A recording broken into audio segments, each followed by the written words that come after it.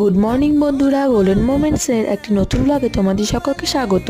আজ ঘুম থেকে উঠতে আমার অনেকটা দেরি হয়ে গেছিলো, উঠেই একটু বাইরে যেতে হয়েছিল। বাড়ি ফিরে দেখি বড়ি শুকোতে দেওয়া আছে, আর এখানে কমলালেবু খসে শুকোতে দিলাম আমি। তারপরেই সবাই মিলে দুপুরবেলা চলে গেলাম একটা নিমন্ত্রণ বাড়িতে। নিমন্ত্রণ ছিল একটা কালী পুজোর। কিছুক্ষণ অপেক্ষার পর আমরা বসে গেলাম খেতে। প্রথমে দিয়ে দিল পাতা, গ্লাস আর জল, আর তারপরে দিল কিছুটা প্রসাদ আর খিচুড়ি। অপেক্ষা করতে না পেরে খিচুড়িটা একবার আমি মুখে তুলেই নিলাম।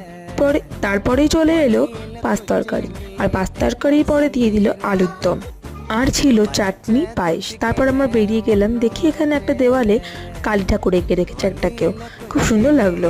আর এই ফুলগুলো দেখুন কত সুন্দর লাগছে কাজটা দেখতে, আমার তো খুবই ভালো লাগলো। তারপর চলে এলাম একটা সর্ষে খেতে, এসবই দেখছিলাম। আজকের মতো এই পর্যন্ত। ভিডিওটি ভালো লাগলে লাইক, কমেন্ট, শেয়ার করে চ্যানেলটিকে সাবস্ক্রাইব